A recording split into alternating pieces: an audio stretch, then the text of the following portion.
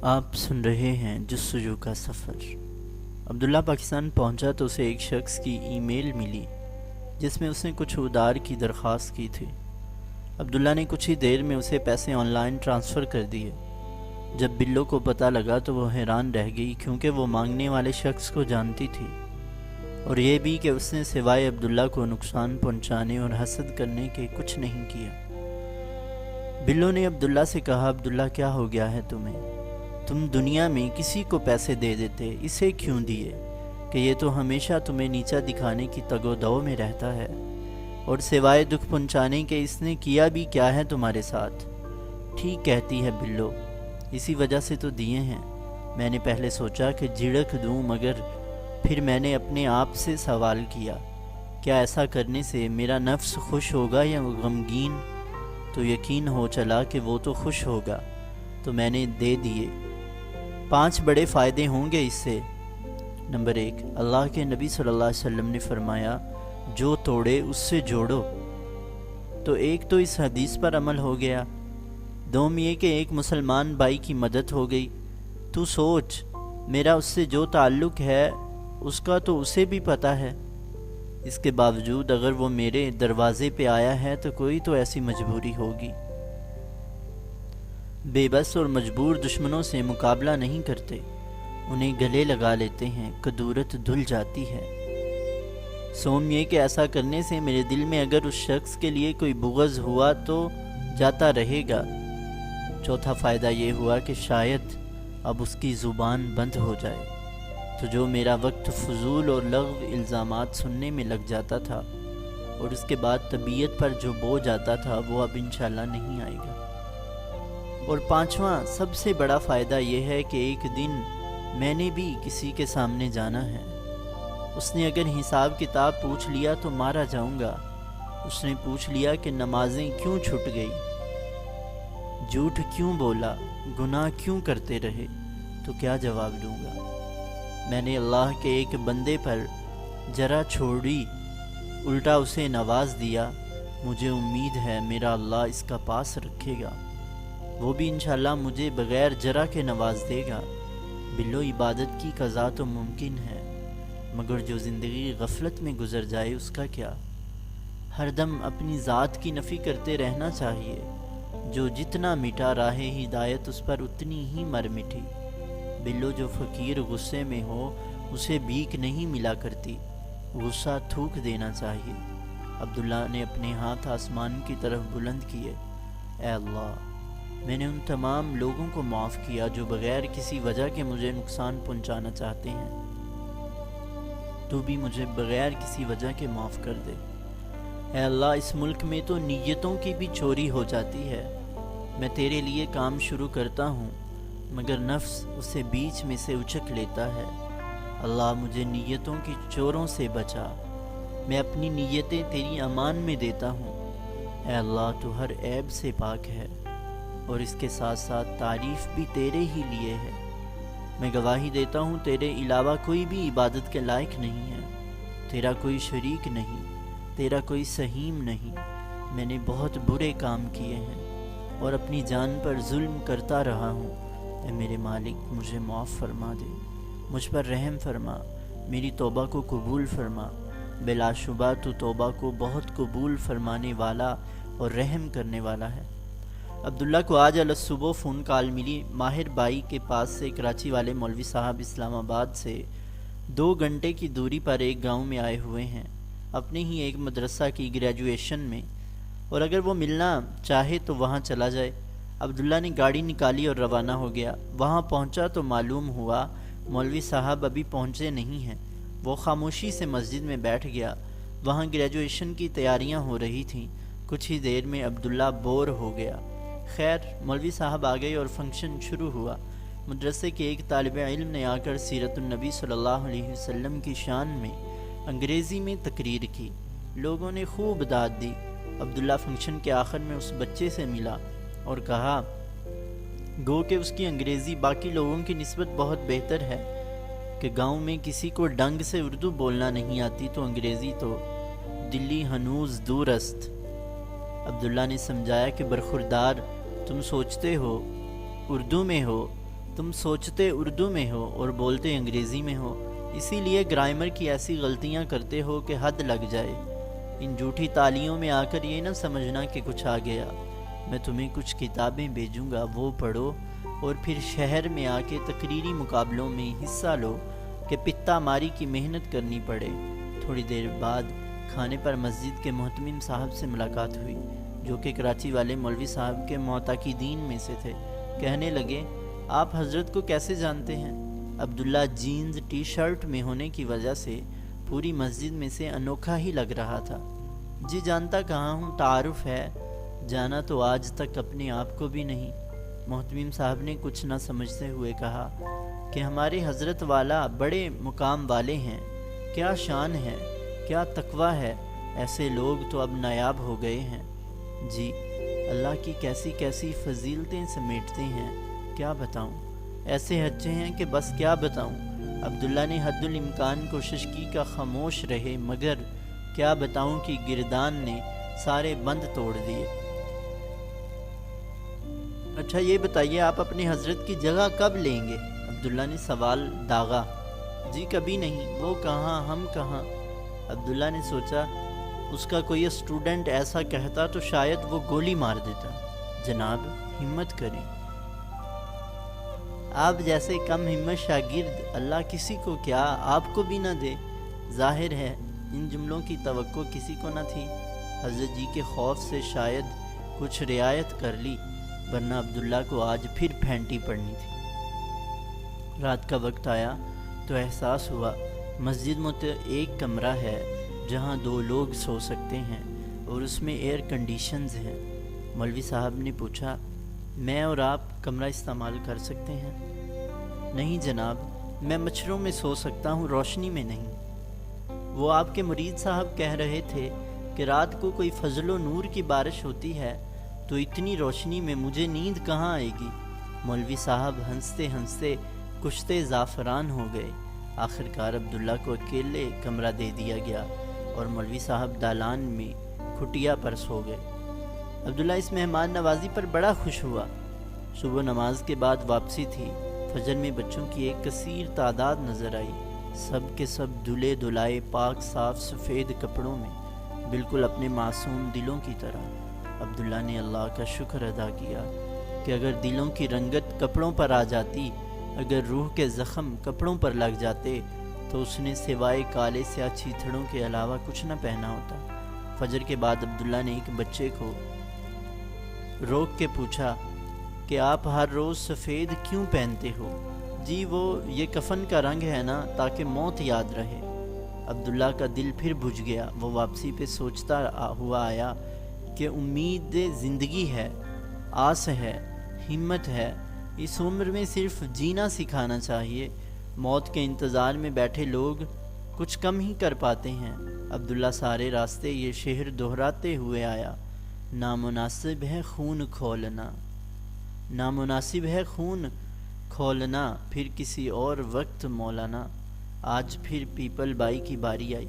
آج عبداللہ سننے کے موڈ میں تھا، لہٰذا گھنٹوں خاموش بیٹھا رہا۔ کچھ دیر میں عورتوں کا ایک گروپ گزرا جنہوں نے پانی کے مٹکے سروں اور پہلوؤں پر اٹھائے ہوئے تھے، خرامہ خرامہ چل رہی تھیں۔ اتنے میں پاس سے گاڑی گزری، ایک عورت اچانک آواز سے دھڑکی اور سر سے مٹکا اڑ کے زمین پہ آیا اور دھڑام سے ٹوٹ گیا۔ ٹوٹے ہوئے مٹکے کے ایک نسبتاً بڑے سے ٹکڑے میں صرف اتنا پانی رہ گیا جتنا کہ بوڑھے باپ کے پاس جوان بیٹی بیاہنے کے بعد مال گھر پہ بچتا ہے۔ دھیمی چال والوں کا ٹولہ گزر گیا اور تھوڑی دیر بعد ایک گلہری آئی اور پانی پی کر چلی گئی۔ عبداللہ کی آنکھ سے اتنے آنسو نکلے کہ پیپل درخت کی ساری میموری ہی واش ہو گئی۔ وہ سوچنے لگا، ہم بھی پانی کی طرح اعمال جمع کرتے رہتے ہیں تقوی کے مٹکے میں، اور جن کا مٹکا جتنا باری ہوتا ہے وہ اتنے ہی آرام سے پیر اٹھاتے اور رکھتے ہیں کہ گھاس بھی نہ دبے، اور جو لوگ عبداللہ کی طرح کھنڈرے ہوتے ہیں وہ اچھل کود میں مٹکا توڑوا بیٹھتے ہیں، پھر کوئی آ کے سیراب ہو جائے تو اللہ کی شان۔ قرآن میں اللہ نے اپنی ایک صفت ذی المعارج، سیڑھیوں والا، بتائی ہے کہ مومن کا سفر کبھی ختم نہیں ہوتا۔ وہ ہر سیڑھی پر اللہ سبحانہ و تعالیٰ کو پاتا ہے اور عجائب در عجائب کی ایک نئی دنیا روشن ہو جاتی ہے۔ اللہ کا شکر ادا کرتے رہنا چاہیے۔ ایسا نہیں ہوتا کہ اللہ شکر کا دروازہ کھول دے اور نعمت کا بند کر دے۔ تصوف نام ہی اللہ تعالیٰ کی ذات و صفات اور وعدہ وعید کو جاننے اور ان پر یقین کا نام ہے۔ جیسے جیسے اس یقین پر اضافہ ہوتا رہتا ہے، بندے کو اپنے ساتھ اللہ سبحانہ و تعالیٰ کی موجودگی کا احساس ہوتا رہتا ہے، اور یہ احساس شریعت پر پابندی کو آسان بنا دیتا ہے۔ عبداللہ کو لگا کہ اس کا مٹکا پہلی سیڑھی پر ہی ٹوٹ گیا اور وہ پچھلی 2 دہائیوں سے وہیں بیٹھا ہے۔ یہاں صرف سوال اگتے ہیں، اور عبداللہ سوالوں کی فصل کاٹتے کاٹتے تھک چکا تھا۔ ہر جواب کا ایک وقت ہوتا ہے، سوال کا کوئی وقت نہیں ہوتا۔ عبداللہ کی حالت اس بیکاری کی سی تھی جو جب تک نہ ٹلے، جب تک اسے دروازے سے کچھ مل نہ جائے۔ ویسے بھی جس شخص کی کل کائنات یقین ہو، اسے ہار جانے کا خوف نہیں رہتا۔ عبداللہ کو کچھ اطمینان تھا کہ جب روح قبض ہوگی تو بھلے پہلی سیڑھی ہی کیوں نہ سہی، راستے میں تو بیٹھا تھا۔ اللہ اپنی طرف ہجرت کرنے والوں کا خوب خیال رکھتے ہیں۔ کئی روز گزر گئے۔ عبداللہ مٹکا ٹوٹ جانے والی بات میں محو تھا اور سوچ رہا تھا کہ کیوں کر اٹھے، کیسے پھر سے بھرے، کیسے نہ ٹوٹنے دے۔ دل میں خیال آیا ان کے پاس چلا جائے جن کے پاس پانی کی ٹینکیاں ہوتی ہیں تاکہ سیراب ہو سکے۔ تو بیت کے لیے صحبت ضروری ہے۔ سیکھنے کے لیے کسی زندہ آدمی سے تعلق رکھنا ہی پڑتا ہے۔ کتابیں اور فیس بک کا فائدہ تھوڑا ہی ہے۔ جو علم اور اللہ کی معرفت صحبت سے ملتی ہے، کتاب اس کا دھوکہ ہوتی ہے۔ معرفت الہی مشینوں سے ملا کرتی تو ہر شخص ولی اللہ ہوتا۔ کبھی کبھی روح پر بھی فالج گر جاتا ہے اور آدمی کو نیکی یا برائی کی تمیز ہی نہیں رہتی۔ عبداللہ نے دعا کے لیے ہاتھ اٹھائے۔ اے اللہ سائیں، ٹوٹے ہوئے مٹکوں والوں کو معاف کر دے، میرے ٹوٹے ہوئے برتن میں پانی ڈال دے۔ اے اللہ، دل صحرا ہو گیا ہے، اسے سیراب کر دے۔ اے اللہ، کمپنی چلانے کے لیے اچھے لوگ چاہیے، اچھے مرد چاہیے جنہیں تو نے قرآن میں رجال کہا ہے۔ اے اللہ، لوگ تجھ سے صلاح الدین ایوبی، محمود غزنوی کا سوال کرتے ہیں، میں تجھ سے ڈیٹا سائنٹسٹ مانگتا ہوں اور کوشش کروں گا نتیجہ وہی آئے۔ اللہ، ایسے لوگوں سے میری مدد فرما جو سمندر کی گہرائیوں سے اتھا ہوں اور ہمت ایسی کہ پہاڑ بے بس نظر آئیں۔ اللہ عافیت فرمائی۔ اللہ، میں تیری سلطنت میں تنہا رہ گیا ہوں، اجنبی ہوں، میری اجنبیت کا خیال کر۔ اگر میں یہ جان لیتا کہ مجھے عذاب دے کر تیری سلطنت کو بڑھاوا ملے گا تو میں کبھی اپنی معافی کا طلبگار نہ ہوتا۔ میں تجھ سے بخشش کا سوال ہرگز نہ کرتا، مگر اے شہنشاہ، تیرے سوا کوئی جائے امید نہیں، کوئی ٹھکانہ نہیں، کوئی جائے پناہ نہیں۔ تو صرف اور صرف اپنے کرم سے بخش دے۔ میرے اللہ، قیامت میں سب چلے جائیں گے جنت میں، جنہیں تو نے چاہا، جنہیں نہ چاہا وہ جہنم میں پھینک دیے جائیں گے۔ مجھے اپنے اعمال سے خطرہ ہے کہ میں صرف پیچھے رہ جاؤں گا سخت ترین سزا کے لیے۔ میرے گناہ ہوں گے اور تیری رحمت، اور تو باقی رہے گا، باقی سب فانی ہے۔ میرے گناہوں کو بھی فنا کر دے۔ اے اللہ، تو اپنے نمازی بندوں کے اعضائے سجدہ کو جہنم کی آگ سے محفوظ فرما دیتا ہے، اور در حقیقت محفوظ فرمانے والا تو ہی ہے۔ اے بے نیاز ذات، بے پرواہ مالک، کے لیے قصوروار غلام کو آزاد کرنا تو بہت آسان ہوتا ہے۔ اپنے اس فانی غلام پر احسان فرما، اور اعضائے سجدہ کی طرح باقی جسم کو بھی جہنم سے محفوظ فرما دے۔ ٹوٹے ہوئے برتن میں پانی ڈال دے میرے اللہ، آمین۔ آج عبداللہ کی خوشی دیدنی تھی۔ اس کی کمپنی امریکہ میں رجسٹر ہو گئی تھی۔ اسے فیملی سمیت ایکسٹرا آرڈینری ویزا مل گیا تھا، اور ڈیٹا سائنسز کے ایک آن لائن کورس میں وہ دنیا میں ٹاپ 10 میں آ گیا تھا۔ عبداللہ نے پڑھائی اور بڑھا دی اور امریکہ واپس شفٹ ہونے کی پلاننگ کرنے لگا۔ وہ چاہتا تھا جانے سے پہلے ایک بار اور اعتکاف میں بیٹھ جائے مفتی صاحب کے ساتھ۔ ابھی عبداللہ امریکہ میں کمپنی کی پلاننگ کر ہی رہا تھا، اسے امریکہ ہی کی ایک بڑی کمپنی سے جاب کی آفر آ گئی۔ تنخواہ اور مراعات اتنی زیادہ کہ عبداللہ شاید زندگی بھر میں اپنی کمپنی سے اتنے پیسے نہ کما سکے۔ عبداللہ کو بڑی حیرت ہوئی کیونکہ تنخواہ اس کی مارکیٹ ویلیو سے کم از کم 4 گنا زیادہ تھی۔ عبداللہ نے کچھ ریسرچ کرنے کا سوچا۔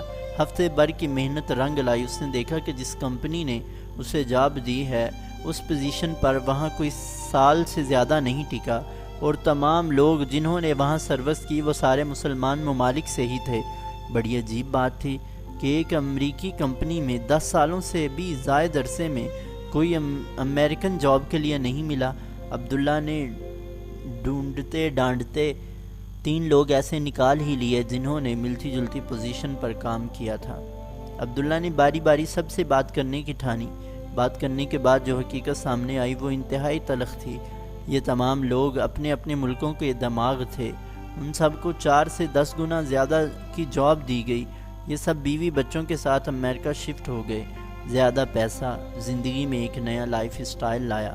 بیویاں ماڈرن ہو گئیں، بچوں کو بڑے آرام دہ گھروں، موبائل فونز اور مہنگے کمپیوٹرز کی عادت پڑ گئی، اور پھر اچانک بغیر کسی وجہ کے انہیں نوکریوں سے نکال دیا گیا۔ اب نہ مہنگے گھروں کی اقساط دے پائیں، نہ بیوی بچوں کا لائف سٹائل۔ اتنی بڑی تنخواہ سے فارغ ہوئے اور مارکیٹ میں کوئی 10% تنخواہ بھی آفر نہ کرے۔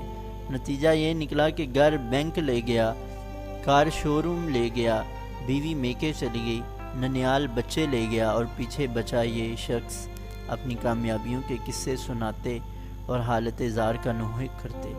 کیا زبردست آئیڈیا! کچھ لاکھ ڈالرز کے عوض کسی ملک سے اس کا بل گیٹس چھین لیا تو کسی سے اس کا محمد علی جناح، کسی سے مدر ٹریسا اٹھا لی تو کسی سے نیلسن منڈیلا، اور سال بھر میں انہیں ذہنی مریض بنا کر چھوڑ دیا۔ ہر چمکنے والی چیز سونا نہیں ہوتی، یہ کہاوت عبداللہ کو آج سمجھ آئی۔ عبداللہ نے نہایت شائستگی سے جاب کا انکار کر دیا۔ آج عبداللہ اپنے ایک دوست کے ساتھ پشاور گیا۔ وہاں یونیورسٹی میں اسے لیکچر دینا تھا، مگر معلوم ہوا طلبہ نے ہڑتال کی ہوئی ہے کیمپس میں فیس بک کے خلاف کہ اس پر نبی صلی اللہ علیہ وسلم کی شان میں کچھ پیجز ہیں، لہذا فیس بک بند کر دی جائے۔ عبداللہ نے پوری کوشش کی کہ تعلیم خراب نہ کرو، علم ضروری ہے، علم بندے کی جہالت کا تعین کرتا ہے، علم شعور و انسانیت سکھاتا ہے، مگر طالب علموں کا اصرار تھا کہ جاہل رہ جائیں گے لیکن فیس بک اور یوٹیوب بند کروا کے ہی چھوڑیں گے۔ ایک طالب علم آگے بڑھا اور نعرہ مارا، ہم امی نبی کے امی پیروکار ہیں، کیا ہوا اگر جاہل رہ گئے؟ عبداللہ کے کانوں میں تو جیسے کسی نے پگھلا ہوا سیسا ہی ڈال دیا ہو۔ شدت غم سے وہ زمین پہ بیٹھ گیا، زبان خاموش ہو گئی اور آنکھوں نے بولنا شروع کر دیا۔ دوست نے جلدی سے گاڑی میں ڈالا اور واپسی کی ڈالی۔ اسے ڈر تھا عبداللہ نے اگر پھر کچھ بول دیا تو لڑکے زندہ نہیں چھوڑیں گے۔ عبداللہ راستے بھر سوچتا رہا، روتا رہا، امی کے معنی جاہل، ان پڑھ یا غافل کیسے ہو گئے؟ مر جانا چاہیے۔ وہ سوچنے لگا کہ آج کل کے دور فتن میں اسلام کو سب سے زیادہ خطرہ مسلمانوں سے ہے۔ غلامی رسول میں موت بھی قبول ہے کا نعرہ لگانے والے یہ کیوں نہیں کہتے کہ غلامی رسول میں علم قبول ہے؟ جھوٹ سے نفرت ہے۔ اب کیا ٹریفک لائٹ پر رکنے کے لیے بھی اسلامی مملکت کا انتظار ہے، یا لائن بنانے کے لیے بھی امیر المومنین کی ضرورت ہے؟ مسلسل خواب کی تعبیر کیا ہو، مسلسل خواب کی تعبیر کیا ہو، تمہارے جاگنے پر بات ہوگی۔ آج اعتکاف کا پہلا دن تھا۔ اس بار عبداللہ کے کوئی سوال نہیں تھے۔ وہ جب مفتی صاحب کے سامنے جاتا تو سوال خود بخود غائب ہو جاتے۔ پچھلے سال اور اس سال کے عبداللہ میں بڑا فرق تھا۔ مفتی صاحب کہہ رہے تھے، حضرت حسن بصری رحمہ اللہ نے کہا کہ فقیہ وہ شخص ہوتا ہے جس کا دل دنیا کی محبت سے پاک ہو، اپنے دین اور مسلک سے صحیح معنوں میں باخبر ہو اور ہمیشہ اپنے پروردگار کی عبادت میں لگا رہے۔ عبداللہ خاموشی سے عبادت میں لگا رہا۔ بہت بہترین لوگ تھے، بہت عمدہ ماحول۔ عبداللہ کے ساتھ ایک نابینا شخص اعتکاف میں بیٹھے تھے۔ عبداللہ کی ان سے خوب بنی۔ وہ ہر وقت پوچھتا رہتا کہ آپ اپنے احساسات سے دنیا کو کیسے دیکھتے ہیں؟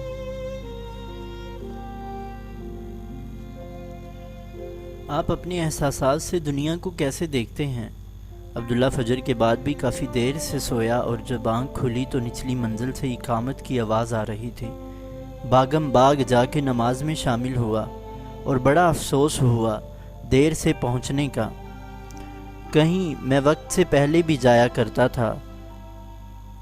آج اعتکاف کا 9واں دن تھا، دن کب گزرے پتہ ہی نہ چلا۔ عبداللہ کچھ پریشان تھا، سوچ رہا تھا اگر معافی نہ ملی تو ساری محنت اکارت جائے گی۔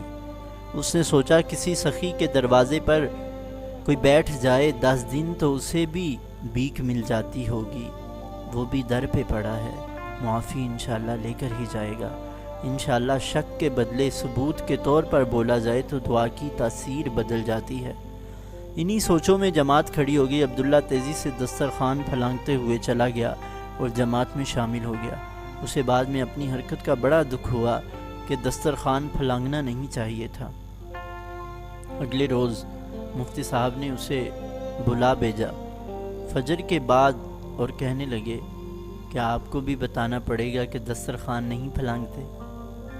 عبداللہ کے منہ سے کچھ نہیں نکلا۔ وہ سوچنے لگے یا اللہ، میں کب کب کہاں کہاں کون سی حدیں پھلانگتا ہوں، انہیں کیا پتہ، لیکن آج کے بعد شاید کچھ بھی نہ پھلانگ سکوں۔ ان کا یہ جملہ یاد آئے گا۔ اعتکاف ختم ہونے میں کچھ ہی گھنٹے رہ گئے تھے۔ عبداللہ نے دعا کے لیے ہاتھ اٹھائے۔ اے اللہ، میں تیرے ہر عیب سے پاک ہونے کے ساتھ ساتھ تیری حمد و ثنا بیان کرتا ہوں، اور ایسی پاکیزگی اور حمد و ثنا جس کی تعداد تیری مخلوق کے برابر ہو، اور ایسی پاکیزگی اور حمد و ثنا جسے تو خوش ہو جائے، اور ایسی پاکیزگی اور حمد و ثنا جو اپنے وزن میں عرش کے وزن کے مساوی ہو، اور ایسی حمد و ثنا جسے لکھنے کے لیے اتنی ہی روشنائی درکار ہو جتنی روشنائی تیری تعریف کے جملوں کو لکھنے کے لیے مطلوب ہے۔ اے اللہ، معاف فرما دے، اعتکاف قبول کر لے۔ پروردگار، لوگ بھول گئے ہیں، تو نہیں بھولا۔ اللہ، دل پتہ نہیں کس کس کی عبادت میں گرفتار ہے، مجھے سب سے چھڑا کے صرف اپنا بنا لے۔ اے اللہ، سفر درپیش ہے، اذان کی نیت ہے، میرے اللہ کمپنی چلا دے، پیسوں میں سے تیری راہ پہ بھی لگاؤں گا انشاءاللہ۔ اللہ دعویٰ دلیل مانگتا ہے، مجھے میرے وعدے پہ قائم رکھیو۔ اللہ، کبر سے بچا لے، تیرا نام لے لے کے اپنی تعریفیں کرنے سے بچا، تیرے ذمہ کوئی جھوٹ لگاؤں اس سے بچا، تقوی کی تشہیر سے بچا، محبت کے چھٹ جانے سے بچا، نعمتوں کے چھن جانے سے بچا۔ تو مولا ہے، انت مولانا، میں تیرا بندہ، تجھ سے نہ کہوں تو کدھر جاؤں۔ اللہ، پورے ملک میں کوئی تمیز کا اسکول باقی نہیں بچا۔ اللہ، تیاری کرنی ہے۔ مالک، جب نوکر کو سبزی لینے بیچتا ہے تو پیسے دے کے بیچتا ہے، مجھے بھی پیسے دے، فضل کر، برکت ڈال میرے وقت میں میرے مولا، صرف تیرے در پہ بھیک مانگتا ہوں۔ اللہ سائیں، میں ایک ہوٹل میں گیا تو پتہ لگا سالن آپ کوئی سا بھی لے لو، روٹی ساتھ میں مفت گروی میں۔ اے اللہ، تو مجھے اپنی معرفت دے، اپنی صفت علم سے میری ٹریننگ فرما، مجھے اخلاص دے، مجھے امت کا درد دے، مجھے اپنے پیارے حبیب صلی اللہ علیہ وسلم کی محبت دے، اور گروی میں دنیا بھی دے دے میرے مالک۔ اللہ، تیری ہی طرف ہجرت کر رہا ہوں، تجھے تو پتہ ہے، تو قبول فرما، آمین ثم آمین۔ عبداللہ اپنے بیوی بچوں کے ساتھ ہوائی جہاز میں بیٹھا تھا اور اس کا قلم پھر چل پڑ رہا تھا۔ یہ گوانتا ناموبے سے چھٹنے والا ہر قیدی مولوی کیسے بن جاتا ہے کہ دنیا گھوم گھوم کے لیکچر دیتا ہے۔ یہ امریکہ کی مسجدوں میں جو درس دیتے ہیں، سوائے اپنی بیوی بچوں کے علاوہ کچھ نہ سوچو تو انہیں امام منتخب ہی کون کرتا ہے؟ ایسے لوگ جو اپنی ذات سے ایک انچ آگے نہ سوچ سکیں، انہیں امامت ملنی ہی نہیں چاہیے۔ ایسا کیوں ہوتا ہے کہ بار بار نماز کی تلقین کرنے کے باوجود نماز نہ پڑھنے والا بچہ بغیر یاد دہانی کے اسکول کا ہوم ورک کر لیتا ہے؟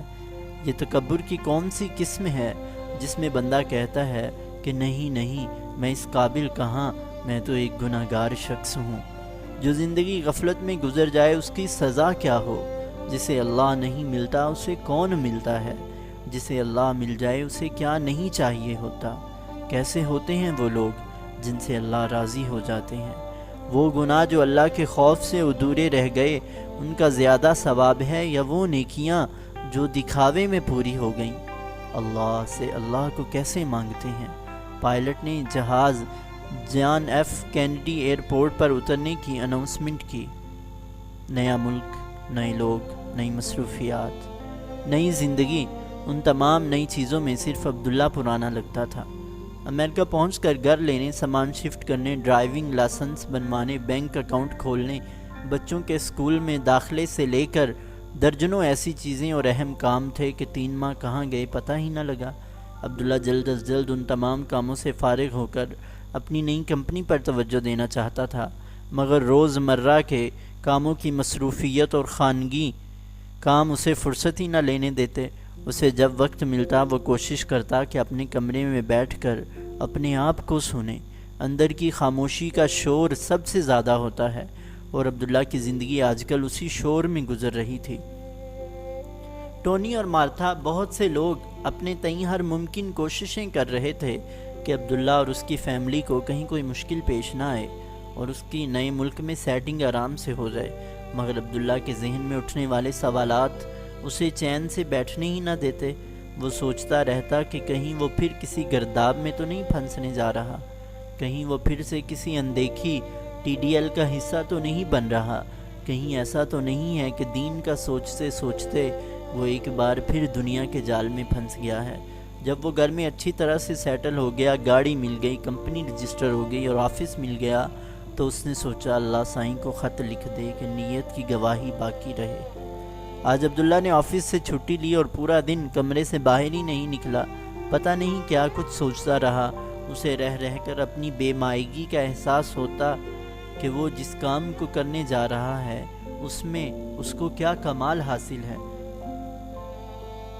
صرف اللہ تبارک و تعالیٰ کی ذات پر کامل یقین اور کچھ نہیں۔ عبداللہ نے لرزتے ہاتھوں اور پرنم آنکھوں سے لکھنا شروع کیا۔ اے اللہ سائیں، کافی عرصہ ہوا آپ کو خط ہی نہیں لکھا، معافی چاہتا ہوں، میں ٹھیک ہوں، شاید نہیں، پتہ نہیں، میں چاہتا ہوں تیرا بندہ بن کے رہوں، تیرا بن کے رہوں، تیرے لیے جیوں، صرف تجھ سے باتیں کروں اور کچھ نہ کروں، مگر فیملی اور معاش کے دندے ایسے ہونے نہیں دیتے۔ بے شک یہ سارے تو نے ہی عطا فرمائے ہیں اور ان پر لگنے والا ٹائم بھی نیکی میں شمار ہوگا، تو میری کمی کوتاہی معاف کر دینا میرے مالک، میرے تھوڑے سے اعمال کو بہت کر لینا، میری چھوٹی نیکیوں کو باری کر دینا۔ وہ فارسی میں کہتے ہیں نا، بقامت کہتر بے قیمت بہتر، بس ایسے ہی میرے اللہ میرا خیال رکھ لینا۔ اے اللہ تو جانتا ہے میں اس ملک میں خوشی سے نہیں آیا، میں تو یہاں کبھی رہنا ہی نہیں چاہتا تھا۔ کس کو گوارا تھا کہ پھوپھی سے اتنی دور ہو کے رہوں، مفتی صاحب کا ساتھ چھوڑوں، اپنے لوگوں سے دور جاؤں۔ میرے طالب علم بہت اچھے تھے، انہیں پڑھا کر سکون ملتا تھا، تھوڑے زیادہ جو بھی پیسے ملتے تھے گزارا ہو جاتا تھا، مگر میرے اللہ تو جانتا ہے کیا ہوا، تو جانتا ہے نا کیا ہوا۔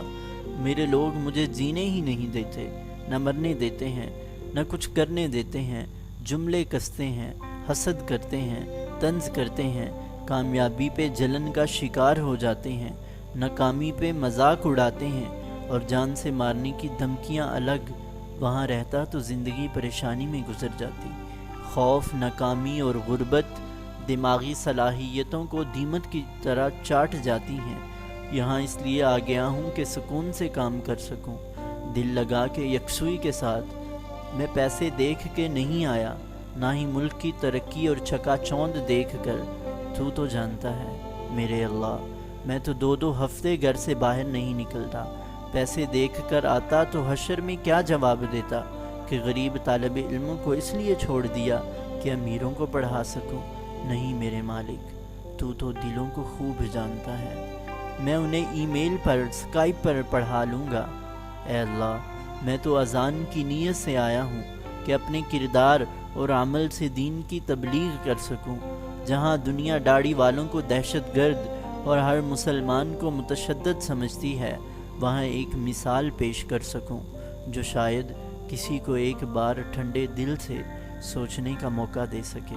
اے اللہ میں جانتا ہوں میں ایک ہوں اور یہاں 320 ملین لوگ بستے ہیں، میں کیا اور میرا شمار کیا، مگر پھر سوچتا ہوں میں ایک ہوں کس کا، تیرا میرے اللہ، تیرا نام لیوا، تیرا ہی تو دم بھرتا ہوں، تیری ہی سے دوستی کی امید ہے، مجھے معلوم ہے تو تنہا نہیں چھوڑتا، تو بھولتا نہیں۔ اے نوح کی کشتی کو پار لگانے والے، اے ابراہیم کو آگ سے بچانے والے، اسماعیل کے لیے زمزم نکالنے والے، اے یوسف کی کنویں اور جیل میں مدد کرنے والے، اے موسیٰ کو فرعون کے مقابلے میں مدد کرنے والے، اے ایوب کی بیماری میں خبر گیری کرنے والے، اے یونس کی مچھلی کے پیٹ میں مدد کرنے والے، اے چادر والے کی محبت کی قسم کھانے والے، اے بدر کے 313 کے رکھوالے، اے صحاب صفا کے خدا، اے میرے اللہ مجھے بھی تنہا نہ چھوڑیو۔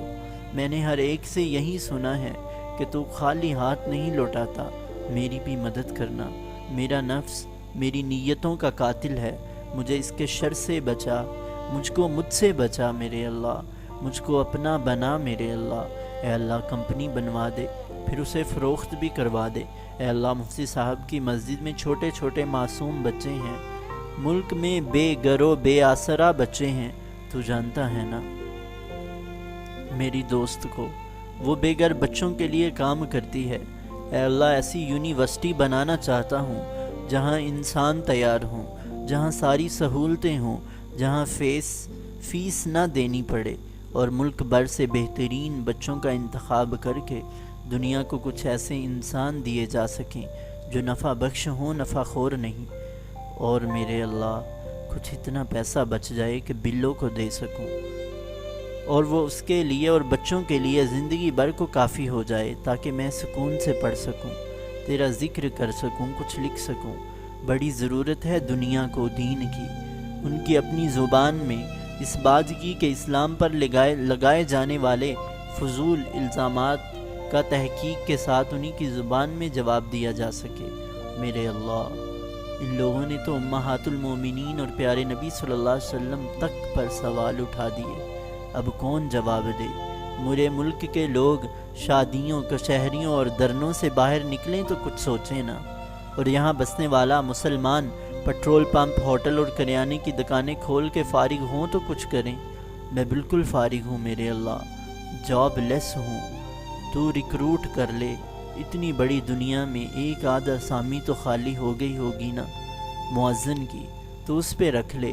دل سے اذان دوں گا میرے مالک، روح سے اذان دوں گا، جان سے اذان دوں گا، اپنے خون سے اذان دوں گا، تو ہائر کر لے، تو تربیت کر دے، تو اذان سکھا دے اور اس کی آواز کو چارسو پھیلا دے، تو میری لکھائی کو قبولیت بخش، میرے بولنے میں اثر دے، میرے دل میں ذکر دے، میری آنکھ میں حیا دے، میری شخصیت میں وزن دے کر جب میں اسلام کی بات کروں، تیرے دین کی بات کروں، تیرے محبوب صلی اللہ علیہ وسلم کی، تو دنیا رد نہ کر سکے، یہ نہ کہہ سکے کہ کہنے والے کا تو کوئی معیار ہی نہیں ہے۔